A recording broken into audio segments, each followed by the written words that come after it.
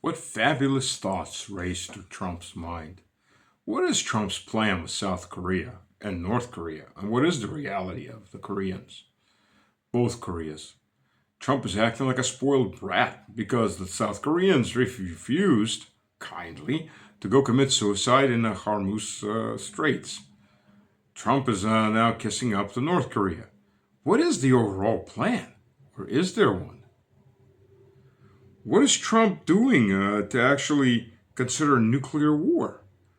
Trump has voiced this several times. We will discuss this further.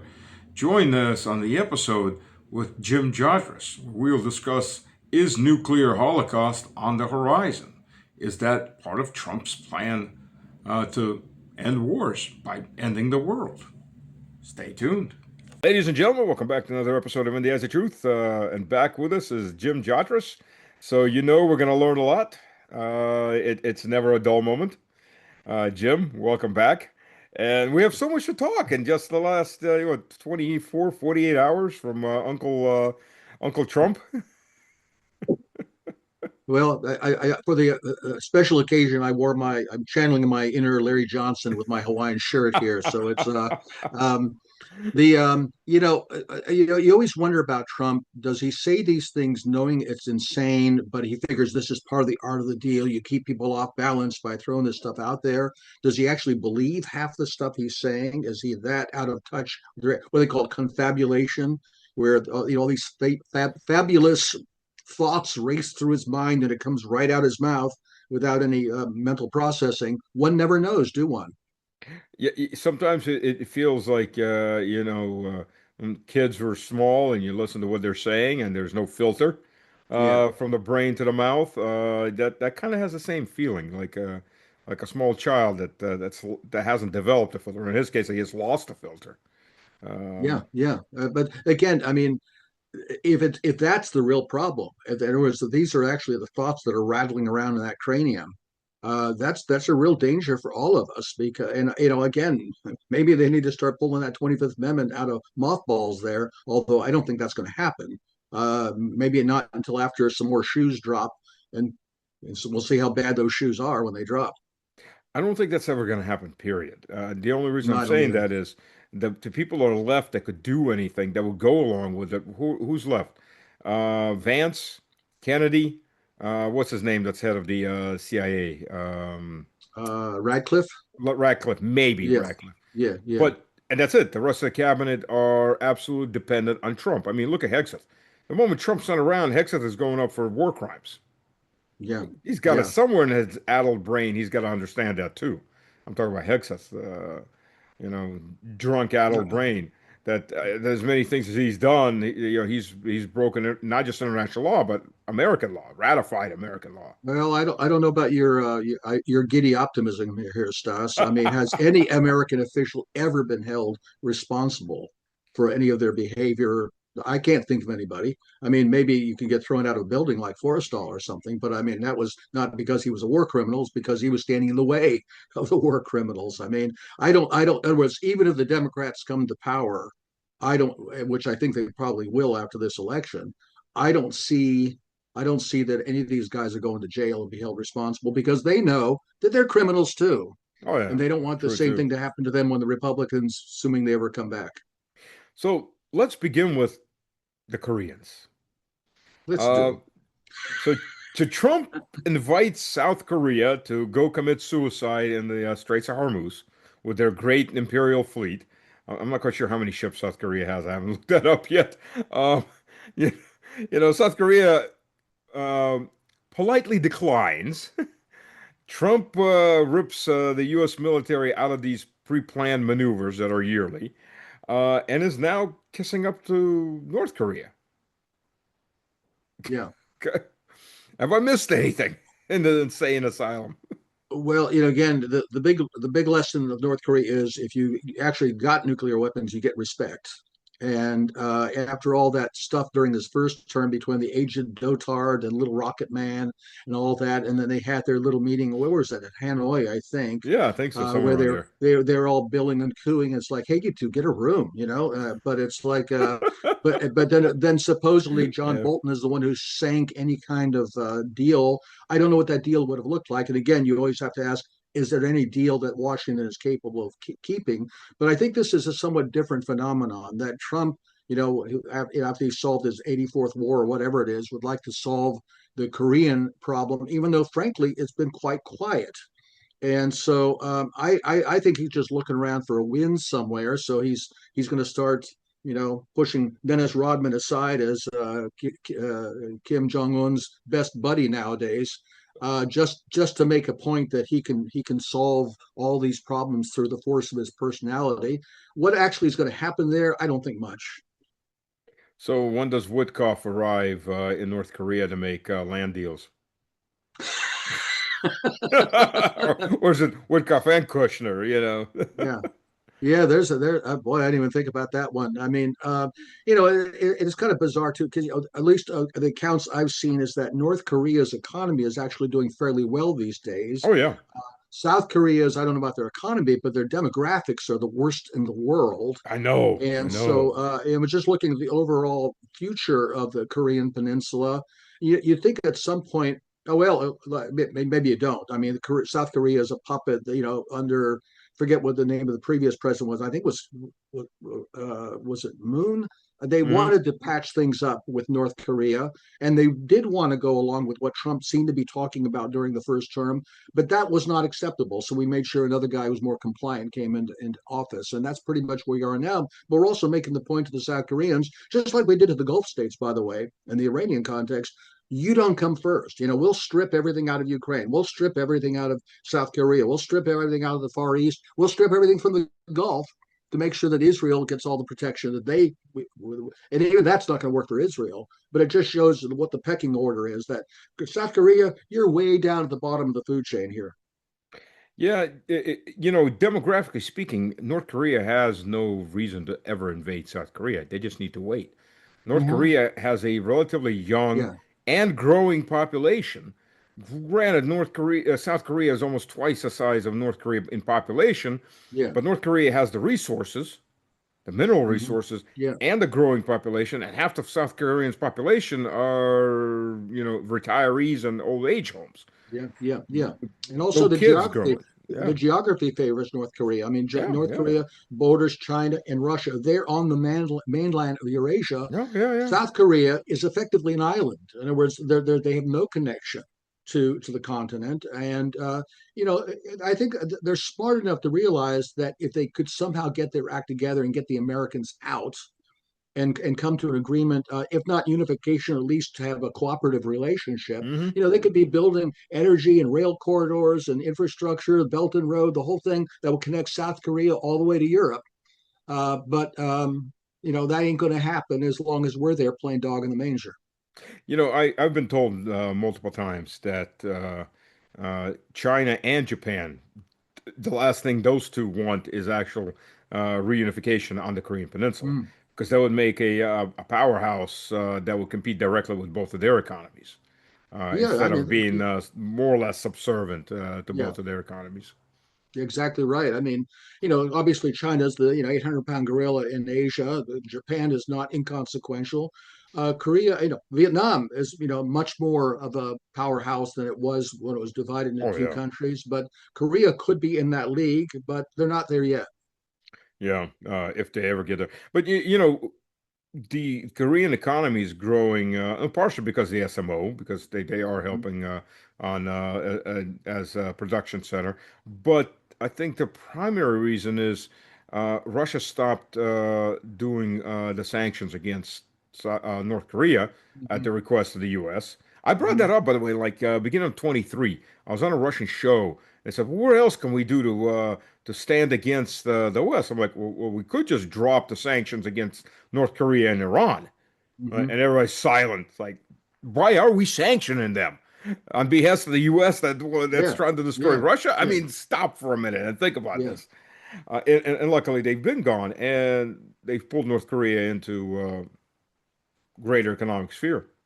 Yeah, and also, they tried to peddle through the propaganda that Koreans were sending soldiers into the conflict in Ukraine, or initially in Kursk and the other areas that the Ukrainians had sent troops into because the Russians were so desperate for manpower. No, hey, look, if you're in North Korea, if you're Kim, you've got all these generals with all these medals on there that have never fought in a Yeah. battle, and you'd be saying to yourself, here's a state of the art war going on right now, and I can send some of my boys over there to get this combat experience. You figure they're getting experience that nobody in South Korea, much less anywhere else in the camp opposed to North Korea, has had. How would you pass up that opportunity? Well, do you think the Iranians might do something like that? Because I mean, look, Iran at this point basically has the same problem. Its Yeah, good point. leadership Yeah, has experience from the war against Iraq. Yeah. Iraq, and they've Yeah. come some very limited experience from Iraqi Kurds or some of the Kurdish, but it's not really a big war experience. And but nobody, I'd probably say nobody colonel and under or lieutenant colonel under has any combat experience, not any real No, combat experience. not ground war or combined arms experience, but Yeah, they're certainly at the top of the game of the kind of war that's going on now in the right. Gulf with missiles and drones and all the rest of it. And Oh, so, absolutely. so far, they're doing pretty good. So, but you're right. They might. I don't know what the prospects are, and this goes back to where we're talking about Trump. Is he actually nuts enough to try to send in some kind of ground force?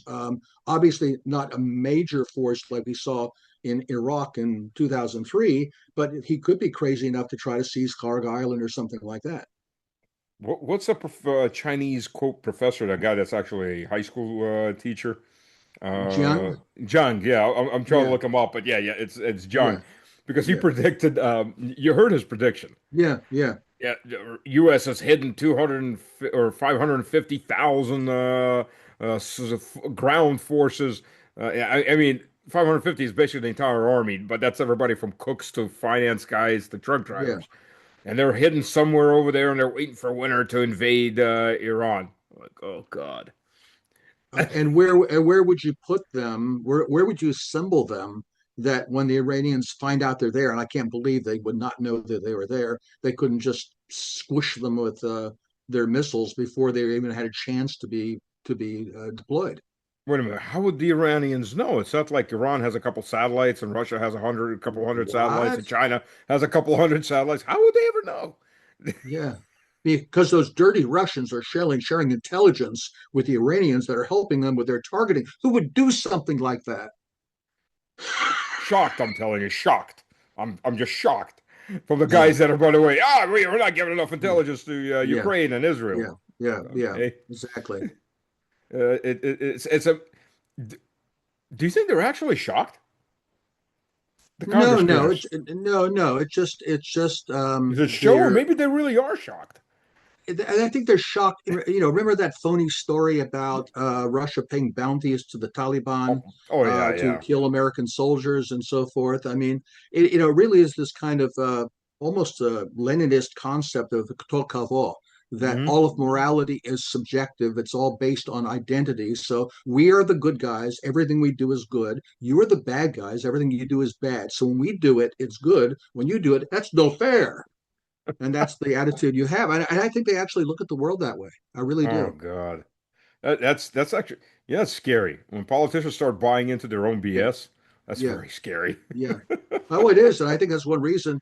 We keep hearing talk. Oh, Trump's going to slink away. He's going to declare the victory and leave. I just don't think they can do that, especially since BB always has the power to stir things up again. Yeah, BB has the veto and everything. Speaking of BB Yeah. and the veto, BB vetoed the council. Was it the Council for Peace? The Board of The Peace. Board of Peace. That's it. The Board of Peace. The Well, I Board didn't of see give me a that. What was billion that? dollars and I'll make them disappear What did for he do? peace. Oh, he said no. There's no way in hell we're going through this Gaza peace treaty. Oh, It's gone. We don't agree yeah. with it.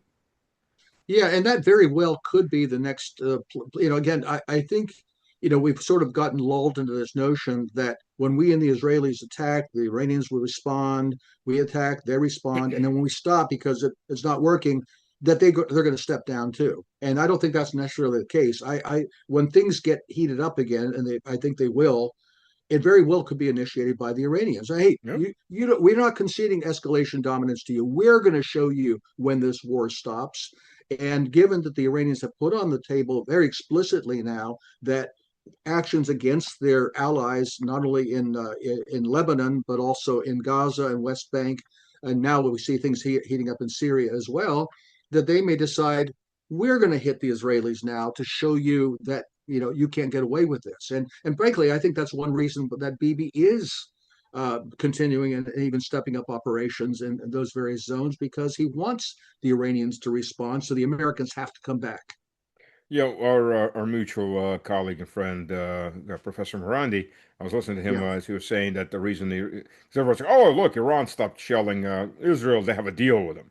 So, well, the reason they stopped shelling Israel, Israel has enough problems. Well, Netanyahu has enough internal Yeah. problems. The last thing they want to do is give him a flag to rally the people around. Meanwhile, Hezbollah is doing a pretty good job Yeah. Yeah. of holding the Israelis back. Well, I'm sure they would love to see Bibi's scalp nailed to the wall somewhere. Of course, if Naftali Bennett becomes prime minister, I don't think that will materially change the lay of the land in terms of how this is unfolding. Dear friends, I hope you enjoyed this video, and if you did, please like, please sign up, and please don't wait for the algorithm to let you know of other videos. I'm posting on average around 2 videos a day. Please come to the channel and check them out. The algorithm for whatever reason is not posting. So what can we do? Also check out my Substack, Zmi Garinich. I hope to see you. Hope to see you soon, and leave some comments. That also helps, and it's always good to see what people are thinking and writing. Of course, I've heard Bibi's got very serious pancreatic cancer at this point. That it's metastasizing. So he may not live long enough to have a scalp, anywhere, unless it's AI Bibi. Well, how many fingers? Melding fingers and 12 fingers per hand. Yeah, that was. Well, that raises an interesting question too, because we talked about Trump's state of mind. We've talked about Bibi's, if especially if Bibi feels he's not long to this mortal coil anyway, and he might as well take play the Samson option card and bring the whole world down with him. This gets back to what is increasingly being talked about, is whether the nuclear option is on the table. I mean, if everything else is going wrong and you have no path out, but you're still holding the ace of spades, maybe you're tempted to play the ace of spades. I wouldn't put it past him. He's got, how many nuclear weapons does he have? We're supposed to have. I think I've heard between 200 and 400, but I don't know if that's true or not. Whew. We're talking what size? I don't know. I mean, at least I've always heard that they were more like Hiroshima size weapons. Oh, I so mean, we're about not 32 talking about kiloton. yeah, 32 yeah. kiloton. And here's the thing is some people have speculated that if we used nuclear weapons, we would drop it on Pickaxe Mountain to destroy whatever is down there, and also as a kind of a demonstration, rather than doing Hiroshima or Nagasaki and killing tens of thousands of people, we would do it in a relatively unpopulated area for not only whatever the specific target was, but as a demonstration. I'm not sure they would do that because, as you pointed out before the show, the Iranians would retaliate against Israel, basically be no more Israel. If they do it, I wouldn't be surprised if they did it with dozens of nuclear strikes to make sure, as to the extent possible, that there was no Iran left to retaliate. Well, the thing is Pickaxe Mountain. I wonder what did the Iranians actually call it? I'm pretty sure that's an American nickname. I can't imagine the Iranians call it maybe it Pickaxe actually means Mountain. that. I don't know. Hang on a second. It's Pickaxe Mountain. In Farsi. It's called Ku Ekolan Gazla. But what does Ku Ekalon Gazla actually translate? It literally means Pickaxe Mountain. Oh my God. Okay, so oh, I stand corrected. That isn't an American because it usually it sounds like something some American general. What do we call The this? short Well, I form, can't pronounce it for Farsi. Let's just call it Pickaxe Mountain. the short form is called is Ku e Kolang, which means Pickaxe Mountain. So there you Kuakala. go. Okay, so it's not some American general or staffer that came up with that. Got it. Okay, No, no. that learned something new today, amongst other things. Well, the thing is those facilities are about 500 meters under granite. Yeah. Nuclear blast will do nothing to that. It'll shake it up a bit, but I mean, look, basic physics. The explosive wave will go in the direction of least resistance. What's Hmm. least resistance? Everything but down. Yeah, yeah, Down yeah. is granite. Everything else is air. The explosion goes into that direction, does minimal damage downward, even if it's a ground strike. I mean, you might you'll probably melt the entranceways, but I'm sure they probably have God only knows how many entranceways Yeah, far yeah. enough away. I mean, you'd have to have nuclear strike after nuclear strike to try to take down a mountain. Mountains are freaking hard to take down. I mean, it's a Well, maybe they figure that if you do that, and then there's all sorts of nuclear contamination and so on and so forth, that it makes it impractical for the Iranians to get to it at that point. I don't know, and like I said, maybe they're hitting multiple targets throughout Iran, and maybe killing a lot more. Again, with these people, how do we know really? I mean, it's yeah. I think they'll go after civilians. I mean, they've already gone after the yeah, civilians multiple times. yeah, yeah, yeah. And there are no innocent people in Iran. They're all supporting the regime, don't you know? Well, in Oh that no, case, you wait, could. no, the regime's killing them. I keep forgetting which it is. Well, no, the women are all covered up, except they're not covered up because they don't have to be covered up anymore. But we're going to make sure they don't have to be covered up by killing a bunch of them and their children We have to rescue the women and the gays of Iran. That's the purpose of this war, right? by killing a good chunk of them. We But had to kill the we've people rescued to them. we had to kill the people to free them. That's right. I was actually on a debate um, before this started, like about a week before the war started, and it was I don't remember the guy's last name. His first name was Scott, and he was described to me as a Bush Republican. So this guy's Hmm. like, yeah, we're gonna go into Iran and we're going to we're gonna liberate the women and this. I'm like, wait a minute. Well, let me ask you this: did they ask you to be liberated? No, What right does the U.S. have to go into any country and quote liberate people? Did they ask to be liberated? A, B. How are you gonna liberate by killing a bunch of them? Oh, we're gonna do great things. We're gonna liberate. Like there was a guy by name of George Washington. oh yeah, I heard about him. Yeah. And I repeated, part of the address because God knows Hmm. that address is like six Yeah, pages yeah, long. yeah, Um, yeah. attention spans were a lot longer back then. But you know what he told me? You're gonna love this. Well, we haven't followed that advice in 100 years. Why are we gonna start now? Yeah. And What can you say to that? besides that, he owned slaves, so he was bad. I mean, look, I mean, I'm just appalled by your insufficient faith in our humanitarian desires here. I mean, look, we went into Afghanistan to, basically put the boy molesters in charge, right? So it's why should we do the same here in Iran? Wait a minute, wait a minute. I'm very confused here because I'm just a white Christian male. So you can't expect a lot out of me. Evil, So G- uh, General Lee is evil, but he didn't own slaves. Grant is great, but he owned slaves. How does right? that work? Um, Again, you have to put things through a certain ideological lens, but there you have it. Put it in the ideological food mixer your There you processor. go. That's right. Get the shake, the ideological shake You, out. you'll never be a progressive there, Stas. I know, I try, but then something. This little voice starts talking in my head, and like, what are you doing? This is idiotic. Follow logic, and I break down and follow logic again. Yeah. I'm Well, sorry. I'm sorry. well, riddle me this, Batman. Let's switch theaters a little bit. I mean, Okay. in the Ukraine war, are we seeing a real change in the Russian strategy at this point? Do you think? Yes or no?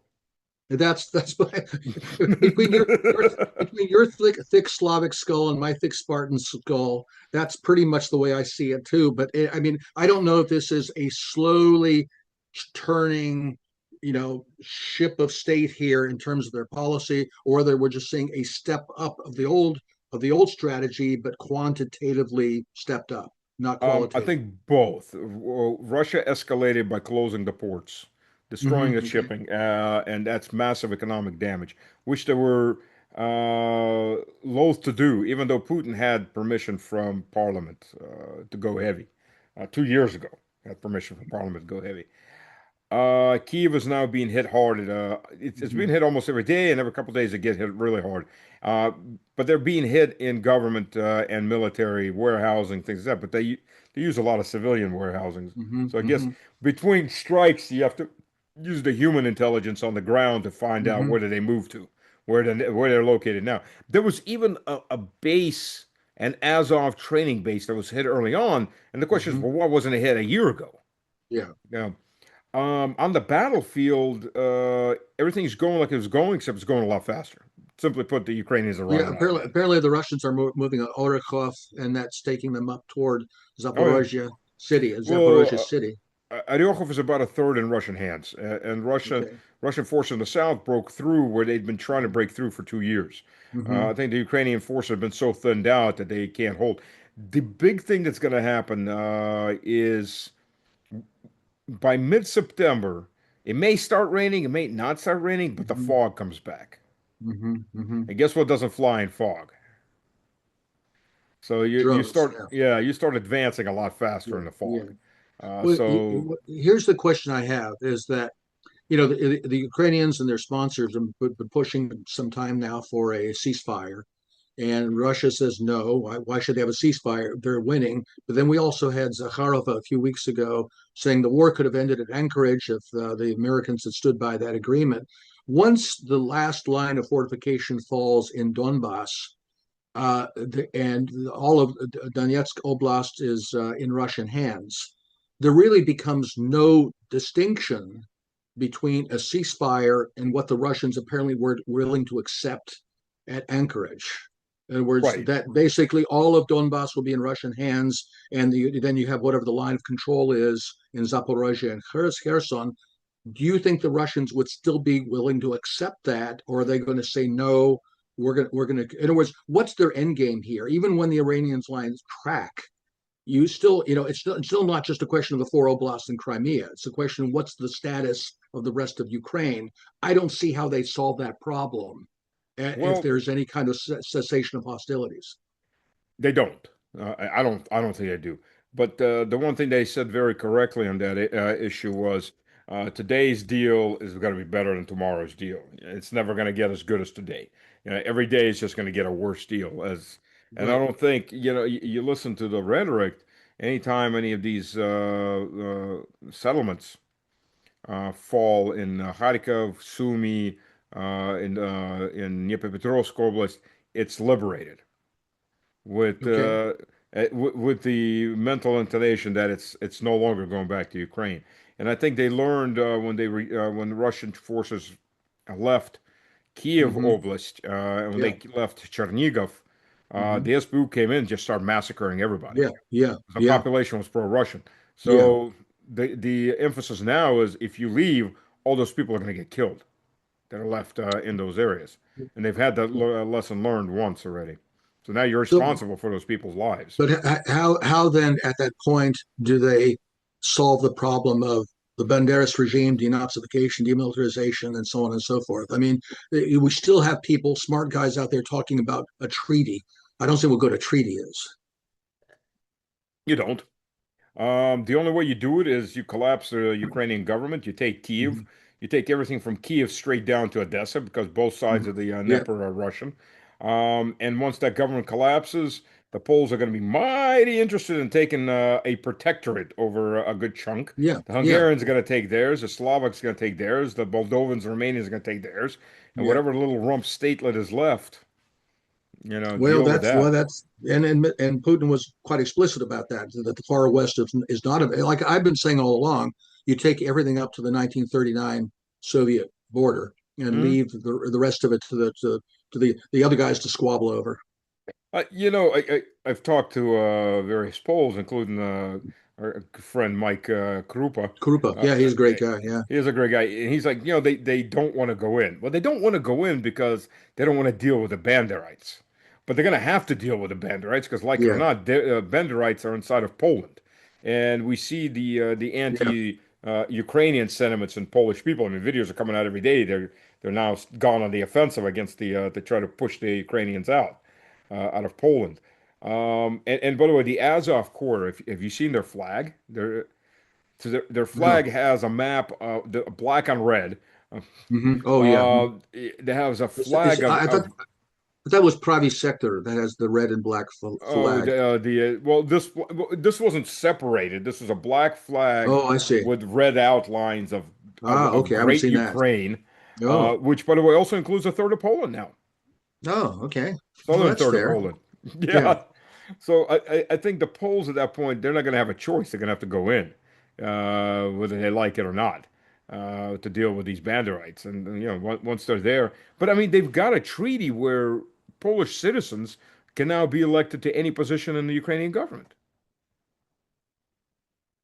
And they Great. and the same treaty allows Polish police to operate anywhere in Ukraine. Oh, Zelensky signed it in 23. Well, now the new president, I forget his name now, has said he doesn't want any more Poles going to fight in Ukraine. So, I mean, I think look, the Poles have this kind of romantic sense of greatness and so forth, and okay, fine, every country needs its national myth of some sort. But I think at some point, hey, they've got hard Slavic heads too. I mean, at some point, they're going to look at that and say, no, this is not a good idea, and it's just not useful to Poland to get that deeply involved in this mess. Well, like I said, they may not want to, but I think when it all falls apart, really falls apart, then they're going to have much of a choice. It's going to be events are just going to wind up leading them to it, whether they like it or not. Because the criminality, the psychopathic Nazi ideology that's in Western Ukraine sitting on their border, Yeah, yeah, plus the yeah. Poles that want their properties back, their family property. There's class action lawsuits against No, Ukraine by Poles. well, of course, they remember not only the 1943 Volhynia massacres, but also let's remember that even before World War II began, Bandera and his people, they were engaging in Oh, terrorism oh against yeah, the yeah. Polish government before they even, spent one bullet fighting the Russians. Oh yeah, absolutely, absolutely. Yeah, Bandera was never a Soviet and was never a Russian citizen. No, He was no. Austro-Hungarian. Yeah, yeah, exactly. So I don't know. Well, again, at some point, and maybe they've already got a detailed plan worked out in the Kremlin. Okay, this is our end game. This is what Ukraine's going to look like at the end of the day, or or maybe not. Maybe they're just still talking in terms of for Oblast and well, that we need a buffer zone and all that kind of stuff. That really doesn't get to the root of the problems. Again, if you look back at the two treaties from before the SMO began in 2022, obviously there's got to be a political solution to what is left of Ukraine, not just, okay, we're going to take these areas and forget the rest of it. Because if you have a ceasefire, yeah, you are going to see anytime when the shooting stops, yeah, they will then put European forces in there as peacekeepers in the hopes that that's going to be like a permanent Korea style armistice with basically a NATOized Banderist Ukraine as Hmm. whatever is left of Ukraine, that would be a Pyrrhic victory, I think. It would to a degree, but that kind of state is not going to be able to survive. I mean, they're already threatening outright threatening Poles and Hungarians. They've led attacks on Poles and Mm-hmm, Hungarians. mm-hmm. So how Yeah, long can those countries sit there with that kind of Banderite, Nazi, gangster, black hole of any kind of law and order on their borders? For they have to do I, something. I don't know how long can European governments tolerate all the migrants coming in and raping their women. Well, they're perfectly happy with that. Why should they be happy with Banderists? Well, you're right, but the governments that are tolerating it aren't in Eastern Europe. They're the Well, soft-headed, the soft-skulled French and British and got a Germans, point. Yeah, yeah, and Spanish. Though I hear there's certain elements in Spain that are ready just to revolt because of everything that's happening with the Moroccans. Yeah. So that'll be Well, interesting to see. yeah, I just saw that that there's been a mass outflow of women from Ceuta. That because of the sexual attacks that are taking place with all these migrants, that now are being moved from where they are on the beach to refugee processing centers, which means they're going to be allowed to stay in Spain. I mean, this is just it's just criminal. But you remember what the Greek government did on Lesbos and other Yeah, islands, yeah, yeah, yeah, yeah. and until the locals started breaking in and burning Yeah. everything down.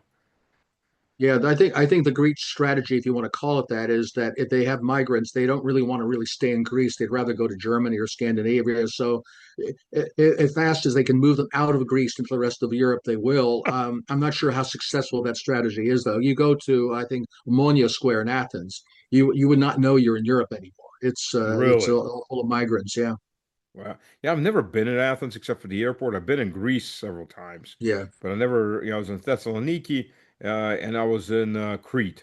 Hmm. I can't go back these days, but I really would No. like to go back.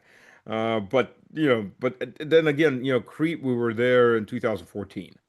So before the big migrant cross. At Thessaloniki, I was there in 1996. Oh. Yeah, 1996. So That's that was, that's a while. I was at Thessaloniki, I think 3 years ago. But the Roman walls there are really impressive. I mean, it's oh quite a yeah, quite a yeah. place. But I'll be going there again in October to Athens and then down to Laconia, Sparta, and the Peloponnesus, where my family comes from. So be visiting all the ancestral villages and that kind of thing. Cool. Looking forward to it. In Thessaloniki, we were stationed in Macedonia, and we Mhm. got 3 days of leave in Thessaloniki. What do So you my mean? Macedonia is Greek. Oh, I've heard from Macedonians also. They're like, I it's know, I all know. God. It's like, guys, just look at history. I mean, okay, I'm not gonna get into that, Yeah, but Hercules isn't Ukrainian because he was born in Crimea, and nor is he Russian because he was born in Crimea. Oh, it's like, no, he was geez, no, he okay. was he was a Tatar. Yeah, which there's no such thing as Tartars because it's Mongols. I mean, the That's true. Soviet Yeah, Union played loose yeah, with the yeah, names of yeah, nationalities too. Just like the Tartarstan is Volga, Bulgaria. yeah. That's true. Yeah, yeah. I mean, the Soviet Union renamed people left and right too. But I almost got killed in Thessaloniki. Really? Yep. Then I had a beer. Yeah, so my sergeants were like, yeah, they're just gonna sit around and drink beer and sit in the hotel or go to the bars. I'm like, nah, guys, no, you're coming with me. I'm their commanding officer. No, we're gonna go for a walk. And off we go through the city because like, I'm not gonna let you just sit there in the bars. I'm gonna have a walk. You're gonna see the city, damn it. So we're walking and we're walking down this one street, and it's kind of getting toward the end of the day, anyways. And if I'd walked half a second faster, my head would have been split in half because this big ceramic tile comes flying down off one of the roofs, Oh, lands like half a meter in front of me, right where my head would have been if I just walked a little bit faster. Shadows all over the place. And we're just standing there looking at us like, son of a bitch, let's go have a beer. You know? wow. Like one step faster, I would have been a dead man. That's just what it's life. You sure wasn't thrown down by a Turk on the roof? I don't know. You know, the I mean, devil after went, all, that yep, that release was that that one. that that was Ataturk's birthplace, Thessaloniki. Was it really? Oh yeah, and Oh, I in didn't know fact, I that. think his house is preserved there as a kind of memorial. And remember, the back, we can talk about the Khazars. Remember, he was almost certainly from what they call the Dunme, the descendants of the Jews who converted to Islam back at the time of the false messiah Shabtai Tzvi in the 17th century. And apparently he knew prayers in Hebrew and things of that sort. That's one reason he was like a lot of the Donme. A lot of the young Turks came from a Donme background. Oh, They were really? very secular, very anti-Islamic. Ataturk hated Islam. He derided Muhammad as an illiterate sheikh with lice. I mean, he just despised Islam, and he really wanted to de-Islamize the country. In fact, there is even talk that he wanted to create his own Turkish church as something to get the Turks away from Islam. That obviously didn't sail. He wanted to replace the Allahu Akbar in Arabic with Turkic. What is it, Tanri Uludur or something like that? God is great in Turkic instead of. Anyway, he had all sorts of ideas like this, but and of course, as you know, he got along very well with the Soviets in terms of Oh crushing yeah, yeah. the Armenians and the other Transcaucasian republics. And let's not forget, Turkey did enter the war against Nazi Germany. Yeah, Granted, it was, I think, the last week of the war yeah, against Nazi Germany, so yeah, they can say, "Yeah, we were there too."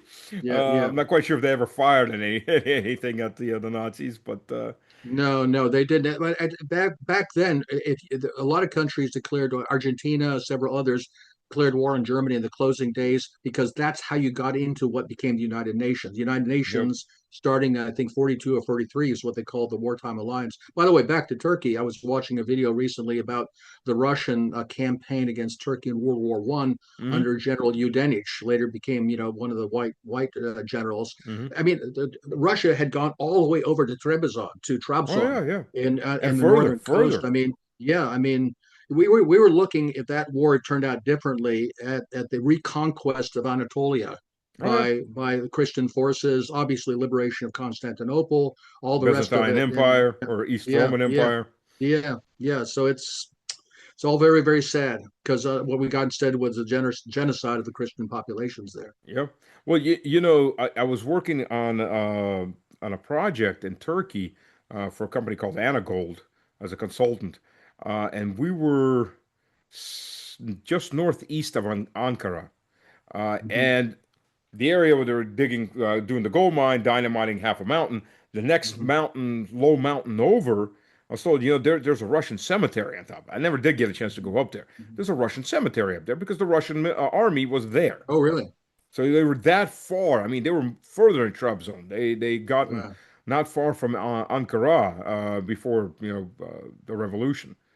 Yeah, And yeah, Catherine the Great, she wanted to recreate the Eastern Roman Empire and put yeah. her one of her grandsons on the Yeah, throne. yeah, yeah, yeah. And of course, the British are the ones that every step of the way wanted to make sure that couldn't happen. I mean, that whole thing the Russians shall not have Constantinople, we've Oh yeah, got the men, we've got the money, and by jingo, blah, blah, blah, yeah, yeah. The Russian army was stopped not far from Constantinople. The Turks didn't have enough troops anymore, but the British Mm-mm. fleet was sitting there, Yeah, threatening war. yeah. And of course, who was behind the Crimean War? I mean, obviously the British and their and their, Yeah. and their French sidekick. Well, come on.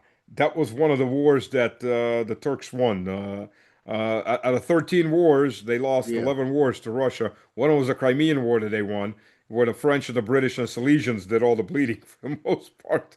There's a medal you can find online, like a victory medal struck by the French government. This is under Napoleon III, and it shows Napoleon holding hands with Queen Victoria on one side and the Sultan on the other. And it says Protestantism, Catholicism, Islam, the world against barbarism. Can you believe it? No, no, no, no. It doesn't say. No, no. It says God protects civilization. That's what it said. Uh, you can't make this stuff up. I mean, No, no, you can't. It's right there. history is, yeah, it's insane. But we're still living in the same Yeah, insanity. yeah, What's changed? yeah. I mean, you got basically the governments there sending English and French boys to go die to make sure Constantinople stays Muslim and keep the Yep. Christians out. Well, let me ask you this though. Considering the relationship between Greece and Turkey, which is why neither one of them will ever leave NATO Yeah, first. yeah. Um, why is Ataturk's house preserved in Thessaloniki? It's because it's a historical monument. I mean, history is history, right? I mean, why is Well, it the is, yeah. Russian cemetery still preserved there in Turkey? Good point. Good point. Yeah, But the yeah. Turks and Russians don't hate each other the way as much as I think as the Greeks and the Uh, Turks do. yeah, hey, look, Greeks and Turks were the best of enemies. I mean, Yeah. it's I was told, look, you can get along with people even though you've got a history. I was told by one of my Serbian friends that the Croats are non-Orthodox enemies who hate us and really want to kill us all. The Bulgarians are our Orthodox brothers who hate us and really want to kill us all. So it's so Uh, these things happen. I mean, what's the difference between us and the Turks nowadays? I mean, our blood is basically the same. It's just our language and religion.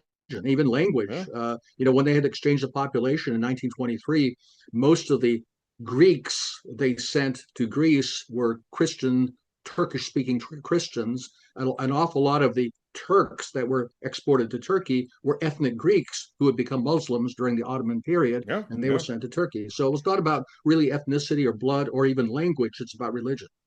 Well, there's Turks that live in Bulgaria that immigrated Mm. into Bulgaria Yeah. when all of this was happening because they're Orthodox Christians.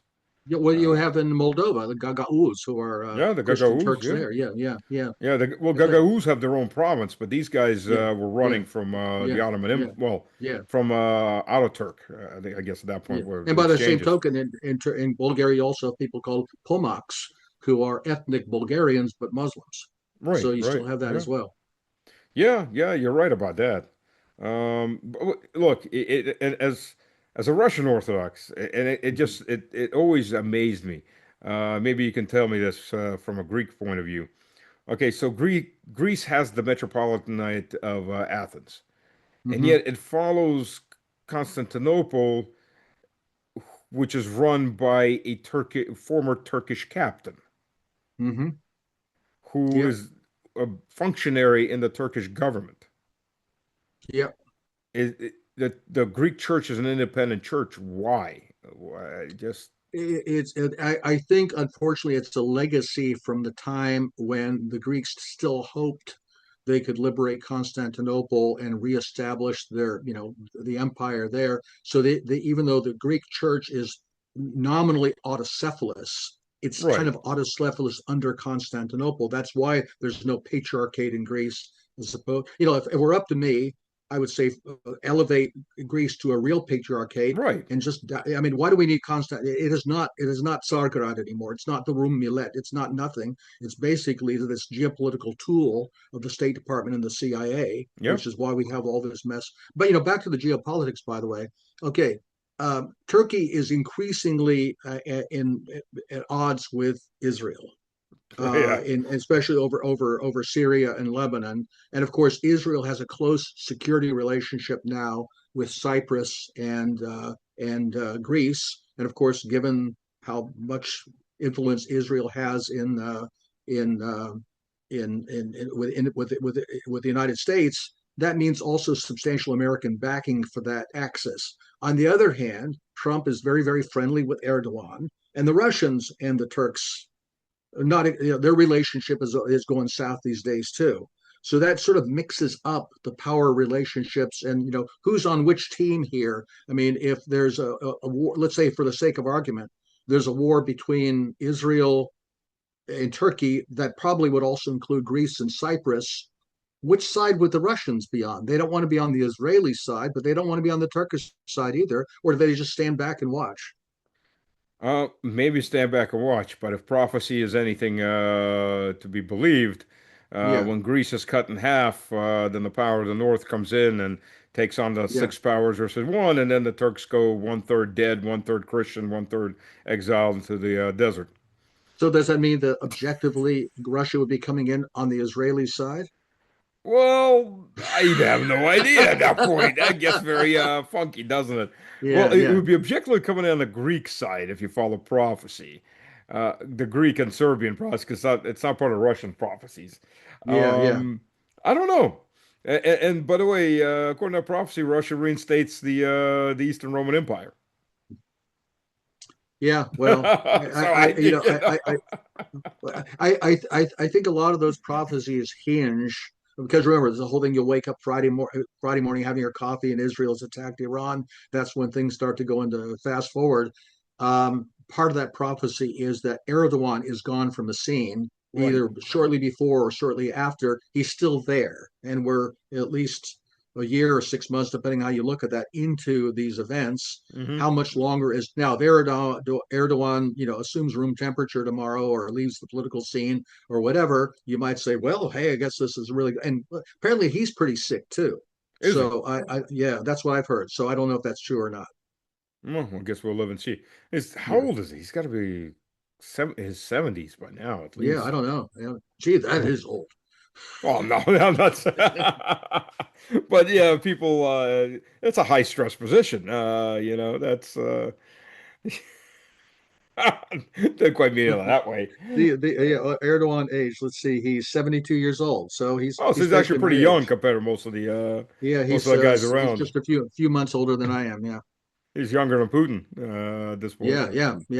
And much younger than 8 years younger than Trump. But then again, I know guys that are in their 80s are absolutely sound mind, pretty Yeah. decently sound body, and then you Yeah, got guys that are in their late 70s, and time to retire, man. Because Trump's a prime example.